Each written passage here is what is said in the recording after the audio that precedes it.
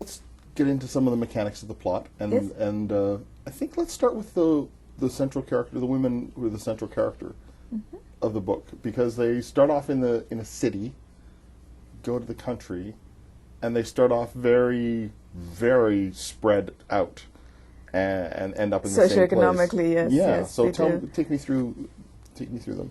Well, Damini is an ayah, or a maidservant, and she works in a very large mansion in Delhi and works for a Memsab, who is not named in the book, but many readers will recognize her as Roop from What the Body Remembers. But she is now an old lady, and she has lost both her ears, and so Damini is a pair of ears for her. And she's worked for her for 30 years, and at a certain point, a terrible thing happens, and Damini becomes out of a job. She is, after 30 years, she's on her own in a big city, and she has a son, but she can't go to him because the son just doesn't have the wherewithal to look after her. He has a factory job, and he's copying video cassettes, and she breaks a taboo at that point. And the taboo is a very strong taboo against living with a daughter. And so she goes to live with her daughter, and her daughter's in the Himalayas, about 4 hours drive outside of Shimla, in the Shimla Hills, the beautiful Shimla Hills. So it's also an opportunity to really wax eloquent about those mountains. But she goes up to the Himalayas, and she goes to this teeny tiny village where her daughter lives, and her daughter is married to a trucker. And what happens is, by breaking the taboo and going to live with the daughter, Damini has to make sure that she pays her own way. She has to find another profession. She has to do something to bring in money.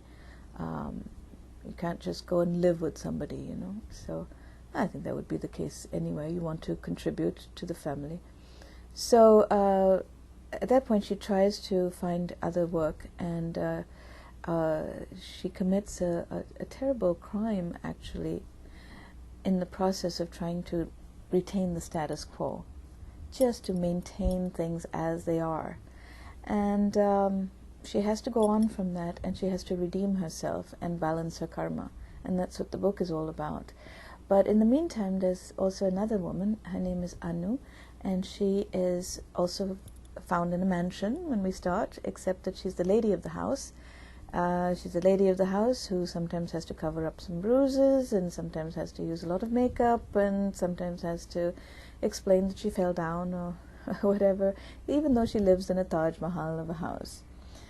And the story begins with her actually deciding that she wants to get out of this abusive situation and file for divorce.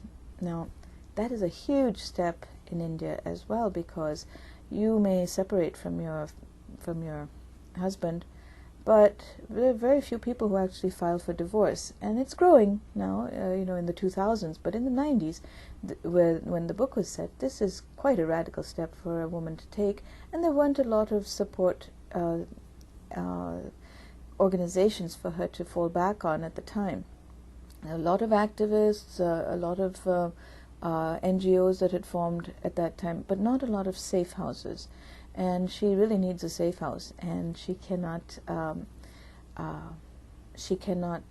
go to one that's going to take her for a very long time. She also has a daughter who's about 9 years old at this time, who she has sent to Toronto to live with her aunt. And so she takes this window of opportunity where the child is safe to get away. And she gets away, and she hides, and she joins a convent. She goes back to the convent school that she attended when she was a child, and asks to be taken in as a novice, and joins the Order of Everlasting Hope. The Selector of Souls, at least in one sense, in this book, is a machine.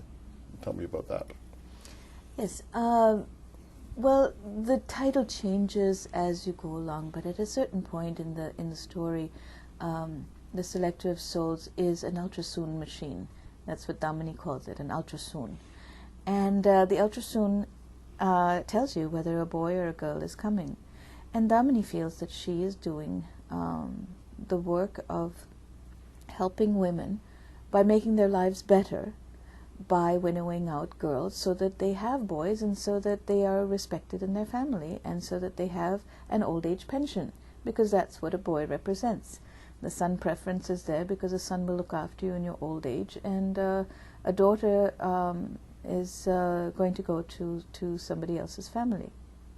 So that's the acculturation that Damini's experienced, and so she thinks she's doing women a favor by winnowing out girl babies and making sure that they have boys. She cannot imagine a woman who wants to have a girl. And later on, she's proved wrong. So that's good.